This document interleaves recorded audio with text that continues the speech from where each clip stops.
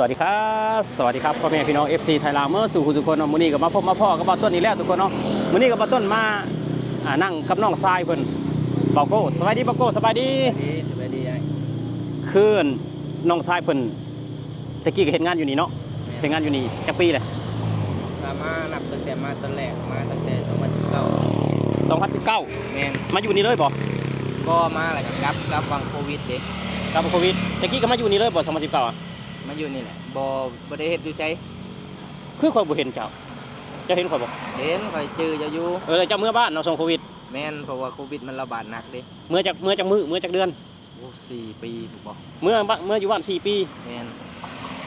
หาเงินจังได๋อยู่บ้านเฮาแบบว่าคืออ้ายเมื่อบ้านอ้ายบ่ฮู้จักวิธีหาเงินน้องเมื่อบ้านมีวิธีหาเงินได้อยู่บ้านเฮาหาเฮ็ดตามร้านอาหารหาเฮ็ดตามเทคตามบ้านแหละรับจ้างทุกสิ่งทุกอย่างรับจ้างนี่คืออยู่ในบ้านเจ้าของหรือว่าอยู่ในตัวเมืองเลยพอบ้านข่อยก็อยู่ตัวเมืองเด้อ๋อ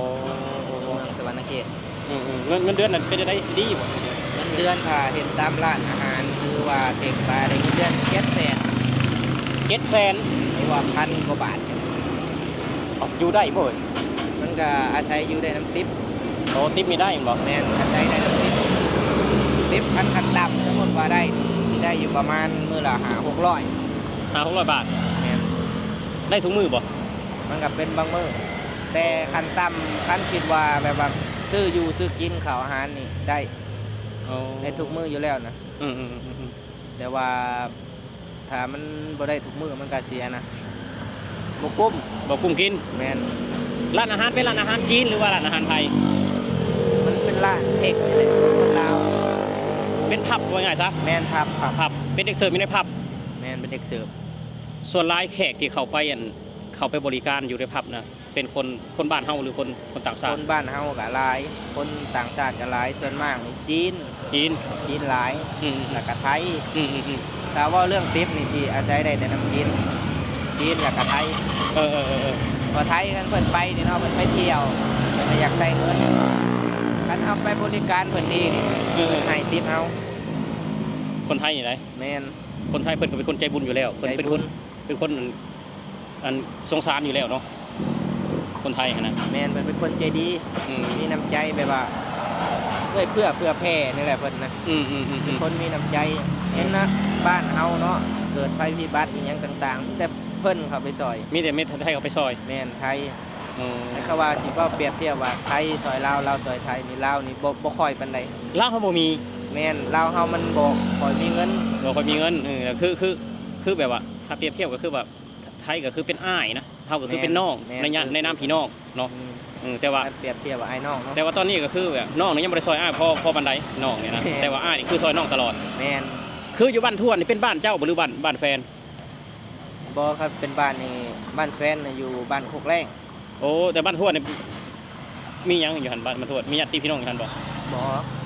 พอคอยอยู่ตัวเมืองสวรรค์เจ้าอยู่ตัวเมืองสวรรค์เลยแม่นโอ้เขาคิดว่าเจ้าอยู่บ้านทวนบ่แม่นบ่โอ้อยู่ตัวเมืองสวรรค์เมียบ้านโคกแรงไผล้อมนี้แม่นแค่นั้นแหละโอ้บ้านโคกแรงหลังจากเมื่ออยู่บ้าน4-5 ปีเฮ็ดงานอยู่ในผับเลยเป็นหยังอยากลงมาอีกตอนเฮ็ดงานอยู่ในผับนะเพิ่นให้ออกเป็นหยังให้ออกก็เฮ็ดงานแบบว่าเฮ็ดยอดเพิ่นบ่ได้โอ้ยอดขายเบียร์เพราะมันหลายคนญาติกันขายเด้ญาติกันขายเบียร์เดือนนึงให้ได้อยู่60 ล้านหรือว่าเดือนนึง60 ล้านสิประมาณ100,000เนาะตอนนี้เนาะ100,000 บาทเนาะแม่นกำไรบ่ฮะเพราะว่ายอดขายของเพิ่นเด้ยอดขายนั้นต้องได้100,000 บาทต่อเดือนให้ได้อันต่ำบ่ได้มันสิเกี่ยวหยังกับเฮาเป็นแค่ลูกเด็กเสิร์ฟก็บ่ฮู้เพิ่นเอาเพิ่นตั้งกฎมาแนวนั้นแต่ว่าเดือนนึงนี่ให้ได้60 ล้านอันต่ำที่สุดนี่ถือว่า50 ล้านอันว่า30 ล้านในเดือนนึงแม่นเจ้าบ่ได้ยอด50 ล้านนี่เพิ่นสิให้อยู่150,000 กีบคือโบนัสเฮาแม่นนั่นแต่ละคนแม่น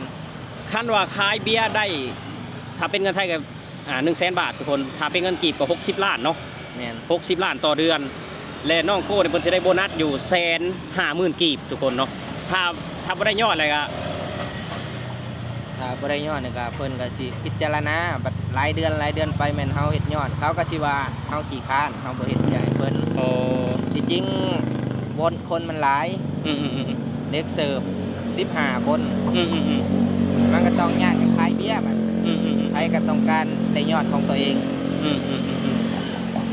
สมมุติว่าคอยบ่ได้นี่3 เดือนเจ้าผู้เดียวนี่บ่ได้60 ล้านนะแม่นเฉพาะผู้เดียวให้ขาย15คนนี่ขั้นต่ำนี่50 ล้านต่อเดือนต้องขายให้มันได้15ภายใน15คนน่ะเป็นกลุ่มให้กลุ่มมันแม่นเพราะว่ามันมี3โซนบ่ฝั่งซ้ายฝั่งขวาแล้วก็ทั้งหน้าคนละ5คนแบบโซนไผโซนมันแต่ต่อคนได้50 ล้านนะบ่แม่นว่าต่อกลุ่มต่อหยังได้ต่อคนโน่นกลุ่มข่อยมี5คนก็สิให้50 ล้านรวมทั้งหมดก็เป็น200 ล้านบ่250 ล้านบ่จากกลุ่ม5คนต่อคนละเขาเอิ้นว่าโซนมันมีจักโซน3 โซน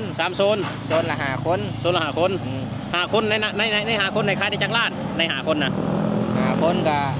คันคิดเป็นคนนี่ก็คนละ50 ล้าน50 ล้านก็ต่อคนโอ้โหทุกคน50 ล้าน5คนก็คือ250 ล้าน250 ล้านต่อโซนนึงแม่นวันนี้3 โซนก็คือ700 กว่าล้านนะแม่นต่อเดือนนะแม่นเพราะว่าถ้ามันความหมายถ้ามันได้ขั้นต่ำนะเขาได้อยู่แล้ว500หรือว่า400เอาขั้นต่ำของเขาทุกคนคือว่าต้องให้อ้ายคิดว่าอยู่ในร้านให้ต้องได้ขายแบบว่าถ้าเป็นเงินไทยก็100,000 บาทถ้าเป็นเงินกีบก็60 ล้านเนาะอยู่ในร้านแต่ว่าบ่แม่นเนาะโซนไผโซนมันแม่นต่อคนเขาว่าเขาบังคับให้เฮาขายได้พอคันเฮาขายบ่ได้เขาก็สิว่าเฮานี่ขี้ข้านเฮาบ่เฮ็ดงานให้เขาเอาบ่เฮ็ดงานจะได้ก็บ่แม่นว่าลูกค้ามันมือมันเข้ามามันก็บ่เข้าแต่เพิ่นบ่คิดคือเฮาได้ซะเฮาเป็นลูกจ้างเฮาบ่กล้าไปเถียงความเพิ่นแม่นบ่เจ้าของร้านเป็นคนบ้านเฮาบ่แม่นคนลาวโอ้คือว่าเนาะทุกคนคือขายได้หรือขายบ่ได้มันก็บ่ได้เกี่ยวกับเด็กเสิร์ฟเพราะว่าลูกค้านี่เขาเข้ามาเฮายังบริการเขาแม่นบ่เฮาบ่สามารถไปดึงแขนลูกค้ามาเข้าร้านเฮาแม่นเพราะว่าลูกค้ามันก็เอามือหน่อยมือหลายเนาะแม่นไผสิกินเบียร์ทุกมื้อแม่นบ่ล่ะแม่นไผสิกินเบียร์ทุกมื้อทุกวันก็ดอกก็กินข้าวกินน้ำแน่แต่คันเปรียบเทียบแบบว่าคนลาวเข้าไปนี่ขั้นต่ำเขาให้สั่ง3 ป๋องส่วนมากเขาก็เอาแต่3 ป๋องไป5 คนนี่เขาก็จะเอาอยู่3 ป๋องหรือว่า5 ป๋องนี่สมมุติว่าเข้าไปแล้วบ่สั่งเบียร์น่ะกินส้มตำซื่อได้บ่ได้แต่เฮาต้องกินอยู่ทางนอกก่อนทางนอกแหละมันจะมีโซนอยู่นอกกับร้านอาหารแบบร้านอาหารตามปกตินี่แหละมันจะมีขายเครื่องดื่มขายอีหยังต่างๆแต่ทางในนี่เพิ่นสิขายแต่เบียร์ท่านอาหารออกไปสั่งข้างนอกแล้วเอาเข้ามาในกินได้เป็นหยังคือบ้านนี่อยู่ในตัวเมืองสวรรณเขตเลยเนาะแม่นบ่คือสุภาพคืออ้ายอยู่บ้านนอกเนาะเจ้านี่อยู่ในตัวเมืองเลยแม่นเคยเฮ็ดไร่เฮ็ดนาอยู่บ่ก็เคยเฮ็ดอยู่ไสเฮ็ดแต่อยู่บ้านเมียไปเฮ็ดน้ำพ่อเฒ่าแม่เฒ่าแม่นน้ำพ่อเฒ่าหลังจากไปอยู่บ้านพุ่น4 ปีเนาะไปทำงานอยู่ในร้านอาหารอยู่บ้านเฮาเนาะแม่นแล้วเขาให้ออกแม่นแต่คันว่าเฮ็ดอยู่ร้านอาหารเพิ่นน่ะฮอดบ่ฮอด4ประมาณปีปลายหรือ2 ปีนี่แหละนับบ่ได้แล้วก็ออกมาก็ไปเป็นกรรมกรรับจ้างหยังบัดนี้เฮ็ดก่อสร้างก็เฮ็ดแม่นเฮ็ดเบิดทุกสิ่งทุกอย่างอยู่ร้านนะอยู่ลาวนะเฮ็ดเบิดทุกสิ่งทุกอย่างบ่ว่าสิเป็นงานก่อสร้างเสิร์ฟอาหารบ่มันหลายอย่างแล้วเงินแต่ละเดือนอยู่บ้านเฮานี่เก็บได้อยู่บ่มันเก็บบ่ได้มันพอจะได้กินบ่หรือยังไงพอแต่ได้กินได้อยู่อะไรหรือว่าค่าของชีพแพงบ่เงินน่ะได้อยู่หรือว่าค่าของชีพแพงหรือยังไงคันเปรียบเทียบตอนนี้กับตอนนั้นเงินเดือนตอนนั้นน่ะยังโอเคอยู่ยังโอเคยังพอได้อยู่ได้กินเงินเดือน700,000รวมทั้งทิปกับเอาว่าง่ายๆเดือนนึงได้อยู่2 ล้านกีบแม่นตอนนั้น 1,000 บาทเท่าใดตอนนั้น 1,000 บาทตอนนั้น 1,000 บาทได้อยู่5แสน 1,000 บาท5แสนช่วง2019บ่2020แม่นบ่5แสนหรือว่า2,500,000บ่2,500,000นี่สิอยู่ในหม่องประมาณ2018 17โอ้แสดงว่าปี2019นี่เงินบาทนี่แข็งค่าถือว่าเงินกีบมันอ่อนลงขนาดแม่นหรือว่าประมาณ300,000นี่บ่จื้อตอนนั้นน่ะ300,000กับ 4,000 ก็สิประมาณอยู่ล้านปลายบ่ จากล้าน2ล้านเนาะได้ตอนนั้น2ล้านบ่เงินเดือน2ล้านแม่นถ้ารวมติปได้เงินเดือนนี่ต่างหากเงินติปนี่ต่างหากบ่มีติปรวมติปไผติปมันไปบริการดีก็แม่นผู้นั้นได้แต่ว่าบ่มีเงินเก็บเลยมันก็ต้องกินต้องใช้เนาะต้องกินต้องใช้ค่าของชีพบ้านเฮามันแพงค่าของชีพแพงก็รายได้ก็ถือว่าน้อยอีกเนาะได้หน่อยมันบ่ชมกับค่าแรงนะแล้วมาเฮ็ดมารอบที่2เนาะรอบที่2นี่ได้จักปีบัดมารอบที่2รอบที่2นี่มากลับมานี่เนาะได้อยู่ปีปลาย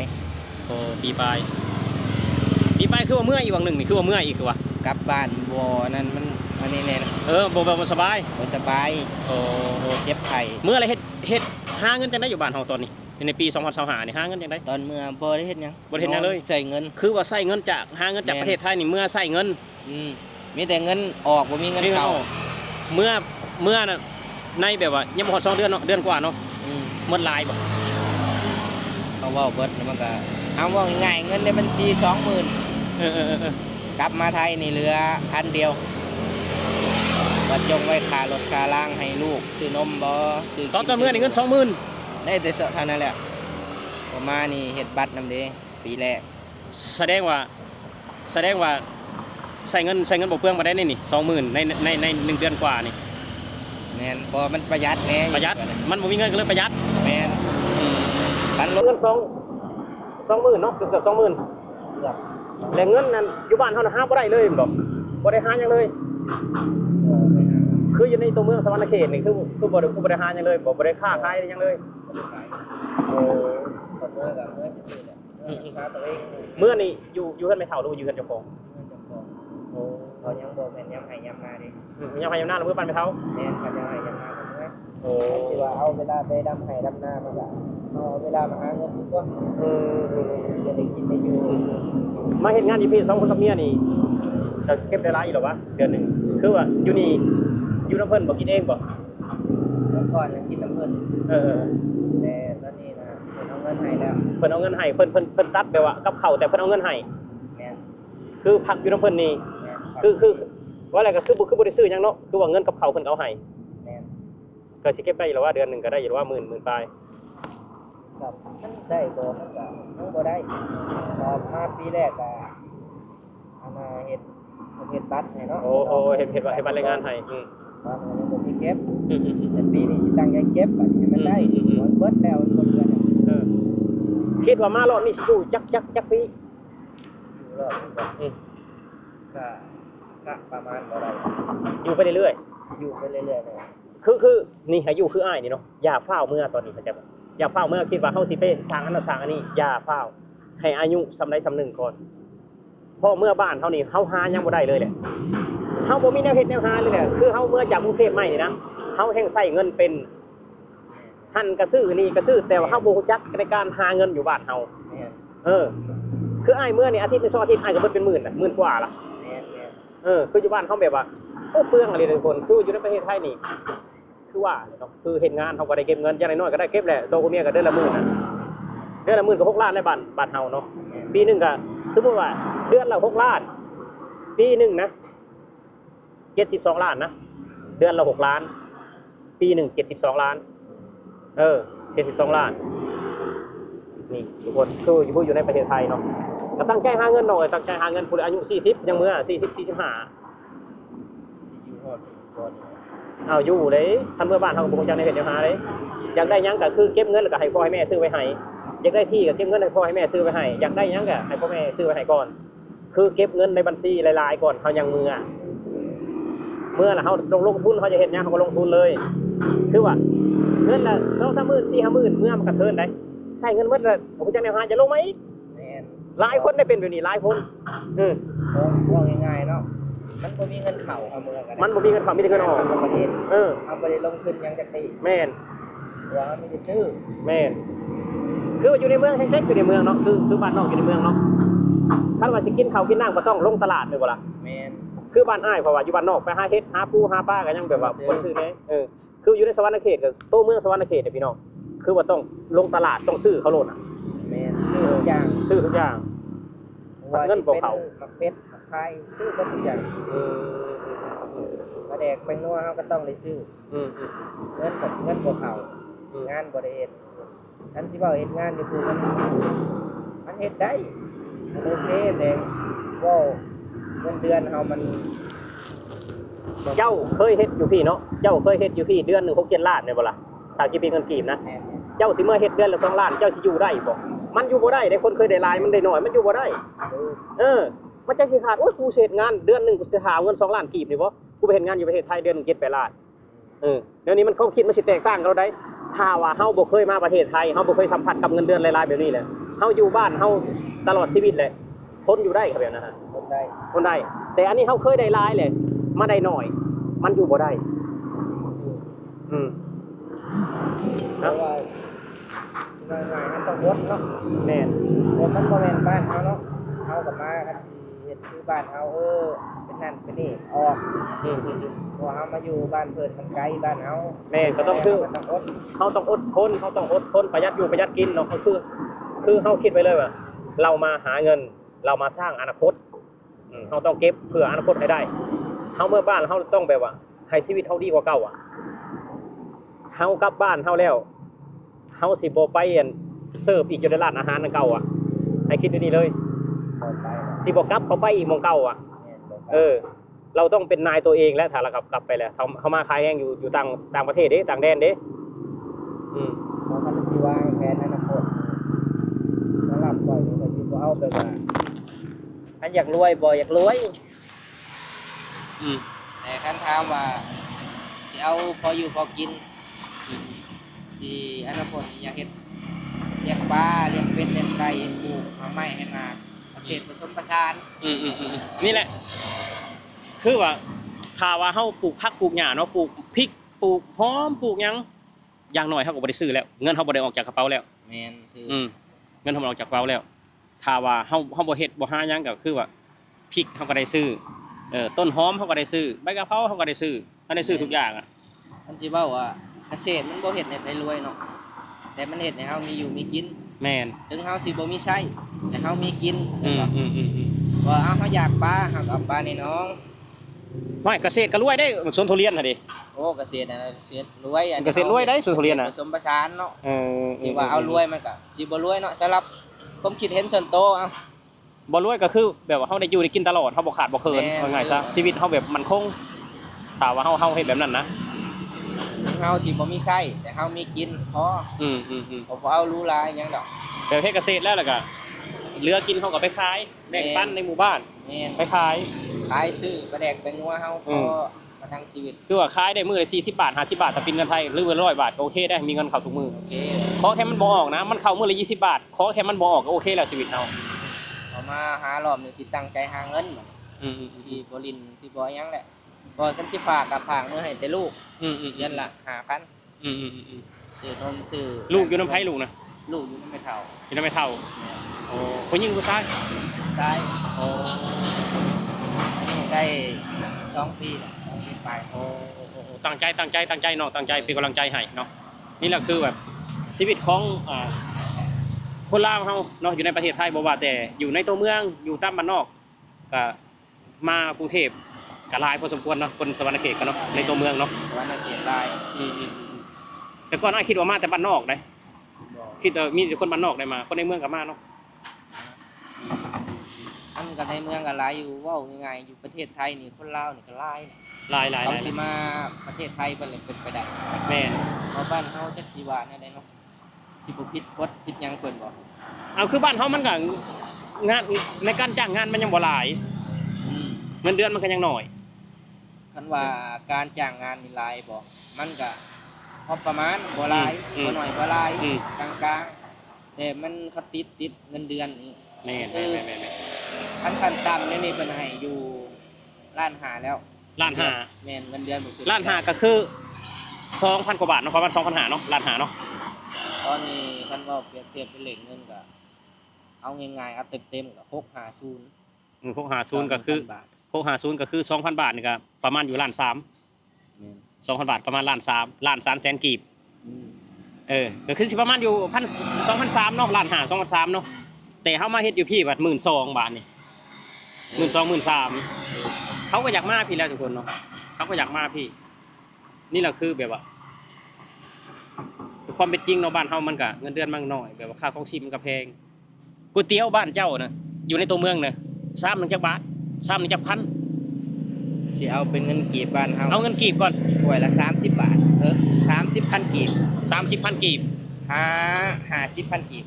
ถ้วยละ30,000 กีบ50,000 กีบ แม่น 50,000 กีบก็สิประมาณเท่าไหร่80 บาท 80 บาท 80 บาทคือก๋วยเตี๋ยว80 บาทเนาะ แม่น สมมุติว่าเฮาเฮ็ดงานนี่อ้าว80 บาทเฮาเฮ็ดงานเฮากินก๋วยเตี๋ยวซะ50,000 กีบนะ ว่าง่ายๆเงินเดือนเฮานี่เอาเงินมื้อนี่เฮาได้อยู่เอาเต็มๆก็200ซะไป อืม 200เอาไปกินก๋วยเตี๋ยวแล้ว80 บาท แต่มันสิเหลือเท่าไหร่บาท เหลือ120 บาท นะก็เหลือ120 บาทต่อมื้อคันเฮาไปกินก๋วยเตี๋ยวพออีหยังมันก็แพงขึ้นตามมื้อแล้วเฮาก็สิว่าเฮาบ้านเฮาน่ะมีแต่ซื้อบ่ได้ผลิต แม่นอันนี้บ่เถียงเลยแหละบ้านเฮาคือมักซื้ออะ แม่นนับแต่รถนับแต่อาหารแม่นมาจากประเทศไทยจังหวัดบ้านเฮาบ่ผลิตเองคันเว้าผลิตเองนี่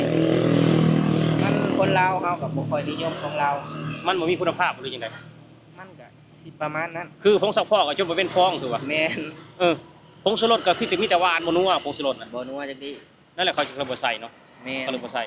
คือแบบ ว้าวแล้ว คือน้ำอารมณ์ก็คือมันบ่ซ่ามันมีหวานซื่อๆมันบ่ซ่าเด้ คืออ้ายเมื่อนี่อ้ายบ่ได้กินได้แบบน้ำอารมณ์มันบ่ซ่าน่ะมันคือมีแต่หวานสีดำน่ะ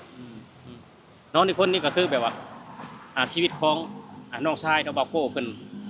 กลับมาประเทศไทยรอบนี้เป็นรอบที่3แล้วทุกคนเนาะอยู่บ้านก็จักสิหาหยังเพิ่นว่าเงินเดือนก็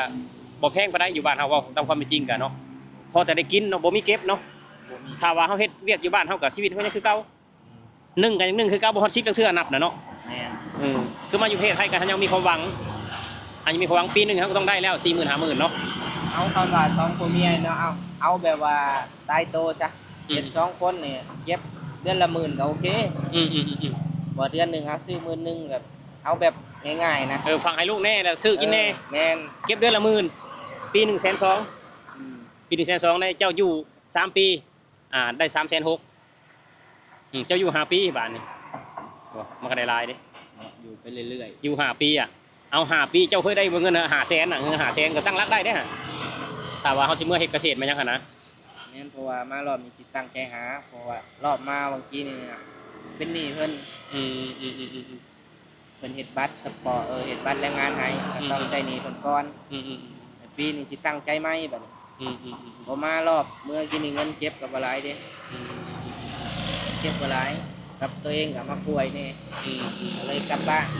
นี่ก็คือชีวิตของแรงงานลาวเนาะทุกคนบ่าวโก้เนาะกับฝากเป็นกำลังใจให้น้องชายเพิ่นเนี่ยทุกคนเพิ่นก็กลับมาประเทศไทยรอบนี้ก็เป็นรอบที่3แล้วเพิ่นสิตั้งใจเก็บเงินเก็บทองเนาะเพราะว่ามาตอนแรกตอนที่2ก็คือว่าตอนที่แรกก็คือเป็นโควิดเนาะทุกคนโควิดแล้วก็เมื่อบ้านตอนที่2มาก็คือว่าเฒ่าแก่เพิ่นก็ให้บัตรแรงงานให้ก็ใช้หนี้เพิ่นแน่เนาะก็ฝากให้ลูกให้หลานแน่แล้วก็เงินเหลือก็มาน้อยเนาะอันนี้คือรอบที่3คือบ่มีหนี้แล้วเนาะตอนนี้เนาะ บ่มีแล้ว คือว่าศูนย์แล้วตอนนี้หนี้ก็เป็นศูนย์แล้วมีแต่สินับจาก0ขึ้น50เลยบัดนี้เนาะทุกคนก็ขอบใจหลายๆน้องชายที่มาอันนั้นเนาะที่มาเล่าประสบการณ์ชีวิตให้ฟังเนาะนี่คือคนในเมืองทุกคนในเมืองคนอยู่ในเทศบาลสวรรณเขตเลยคือบ่ต้นนี่คนบ้านนอกเนาะสำหรับคลิปนี้เนาะทุกคนพวกเรา2คนก็สิได้ลาพาจากพี่จากน้องไปแล้วสวัสดีครับผม